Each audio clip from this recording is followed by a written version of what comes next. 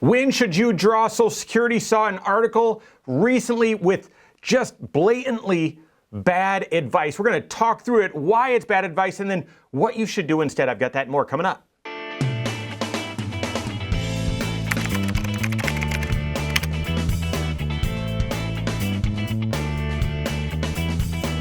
My name is Mike Bernard. I'm the host of the Wise Money Show. I'm also one of the certified financial planners right here at Korhorn Financial Group. Make sure you hit that subscribe button, turn on notifications, and smash that thumbs up button. When you decide to draw Social Security is one of the biggest financial decisions of your life, and obviously usually coupled with, well, when are you going to retire, which is normally the biggest financial decision of your life. You can't make this decision lightly.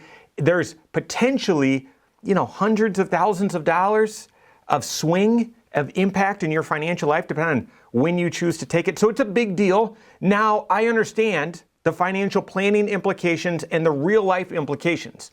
Emotionally, you've been paying into this thing for your entire life, from your very first paycheck. They've been siphoning out that four-letter F word of tax, FICA, and a large chunk of that goes into the Social Security system that they have said will keep that nice and neat and safe for you when you retire and you can start getting this money back. And so there's that emotion that I've been paying into this system for so long. As soon as I retire, I should just take it. I get it. The other thing is we're not promised tomorrow. Yep, there's certainly always that uncertainty. How long will you live? And that should influence when you take it. And then we also know that this train of Social Security is heading into a dead end. We've got insolvency 10 years away, and so there will be some changes to Social Security forced upon us or elected, and so that unknown also. All of those sort of reasons might urge you to say, I've got to take it right away. But I would encourage you, pause for just a moment to ensure that that's the prudent and wise thing to do in your financial life. Many times it is.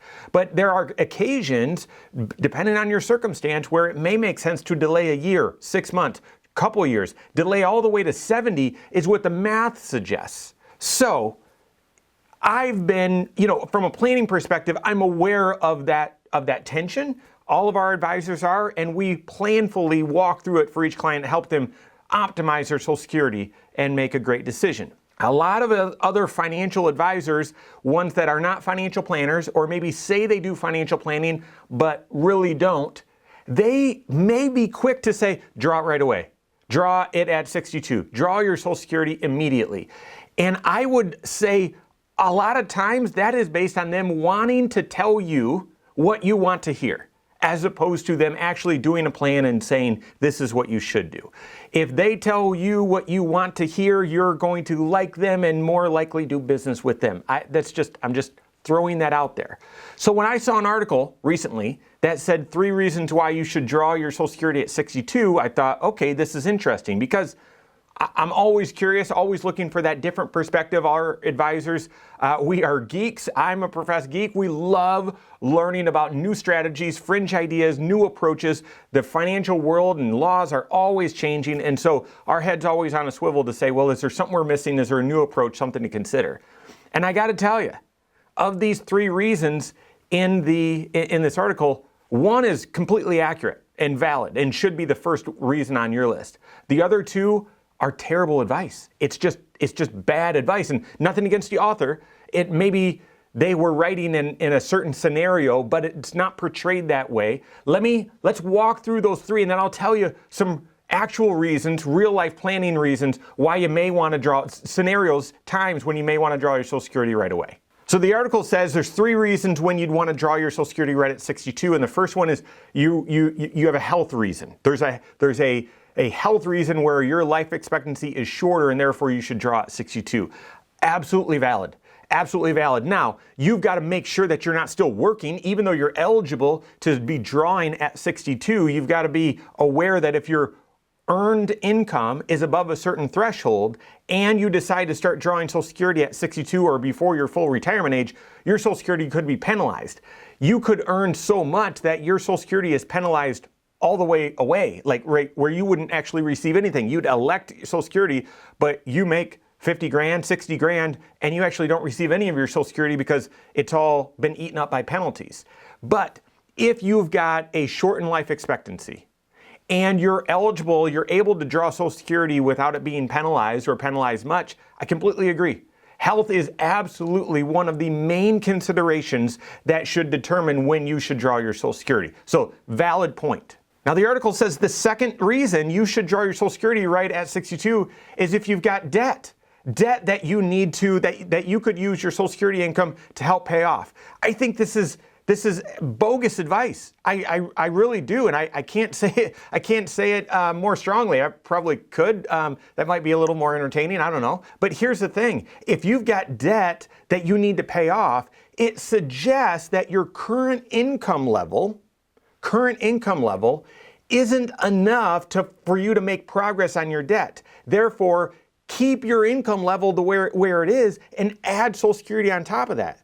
Guys, if you've got debt that you're having a hard time keeping up with, turning Social Security on at 62 while you're still working is likely going to bring you smack dab into that penalty zone where you make too much money, and adding Social Security on top, some or a lot or maybe all of it, is going to face a penalty where you're not going to really get that much bang for your buck. And therefore, with the intention of, yeah, I would actually love to get this, have this income start.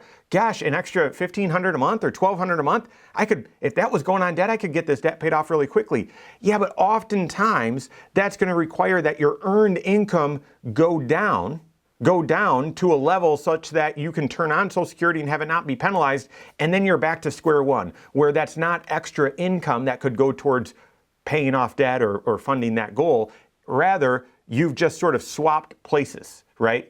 And so in a circumstance where you don't have earned income and you're already retired at 62, then you may want to look at, well, what's your overall income strategy to determine whether you should turn Social Security on or not. Not that debt alone would be the impetus or the catalyst or the deciding factor that you should draw at 62, but more so, if you're already retired at 62, well, what's your income strategy? What's your retirement income strategy? How does Social Security fit in? Debt maybe will play a role in what you need your income to be, but it shouldn't really be the determinant in deciding whether you should draw Social Security at 62 or whether you should delay. So I think that's errant advice. I think that's bad advice. And the third thing that the article said, the third time that you should draw your Social Security at 62 is if your spouse makes enough money for you both, and therefore drawing your Social Security, you're going to draw half of theirs as opposed to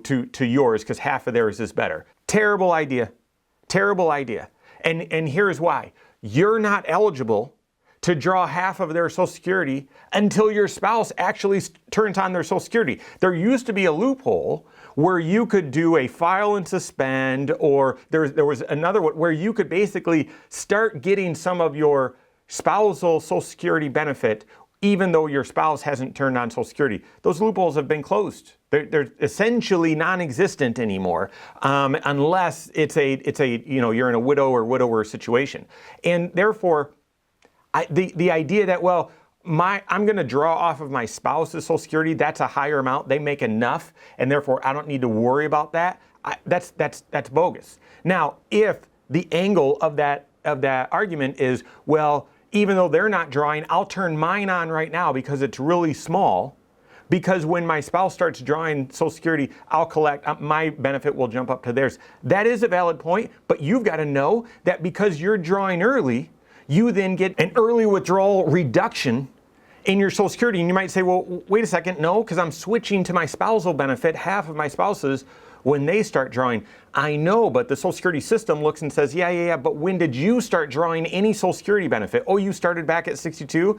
Therefore, you should receive half of your spouse's, but there's going to be a reduction on that because you started drawing Social Security early. Does that make sense? So it may help influence when you should draw, but it's not the end-all reason to, that it's clear you should draw at 62. No, there's more to it than that. Okay, so really quick, what are some reasons where you would want to draw at 62 or right away? And yes, health is one of them. You've got to be aware of, are you already retiring, and therefore your Social Security is not going to be penalized. But if you've got a shortened life expectancy and are no longer working, drawing at 62 makes a lot of sense. If that's the case, you may qualify for Social Security disability and actually be able to get your SSDI, which is equivalent to your full retirement age amount. You might be able to draw that early if you qualify for Social Security disability. Hard to do, but if you're unable to work and you've got a shortened life expectancy, it's very possible you may have a disability claim that you might want to consider, but health is one of those reasons. A second reason to draw at 62 is, again, if you're retired, but you're working part-time, and your part-time income is below that earnings threshold where you could still draw Social Security and not have it penalized.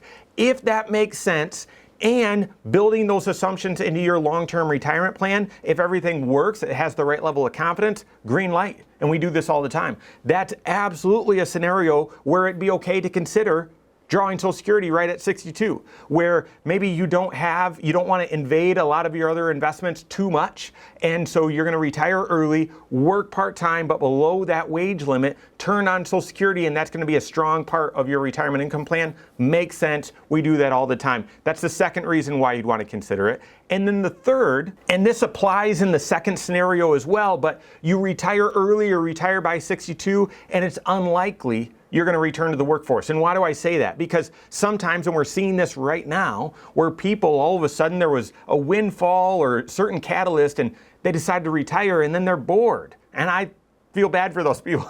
I assume I will not be bored in retirement, and I'll be glad to have 6 Saturdays and a Sunday. But some people say, nah, I want that rush of contribution and camaraderie and problem solving, and I want to go back to work. You can start your Social Security and then stop it and go back to work within a certain period of time if you, and certain things, certain planets align. However, if you start your Social Security at 62 and decide you want to go back to the workforce at 64, really complicated with your Social Security. So if you are someone where, yep, your long-term retirement plan says you can be done at 62, works no problem, in that you've stress tested when should you draw your Social Security right at 62 or at 65, full retirement age, 70, and it looks like no, they all work, and there's reasons why you want to draw at 62, and it's really unlikely that you would re-enter the workforce. Again, green light in that scenario. The big idea, there isn't one size fits all to when to draw Social Security. There's a lot to consider, and your emotions are real, and they need to be taken into consideration in working with your financial planner, weighing that from a planning perspective, what makes the most sense, how do you optimize Social Security. Work with your CFP on that. Make sure it's someone that's not just telling you what you want to hear, someone that's actually doing comprehensive financial planning, wants you to succeed both today and over the long term. Work with your CFP. If you don't have a CFP on your team that can help you with that, contact one on my team. Find us online, Korhorn.com. That's Korhorn with K. WiseMoneyShow.com. You can find us there as well, or give us a call, 574-247-5898. All right, there you have it. Go out and take your next wise step in your financial life.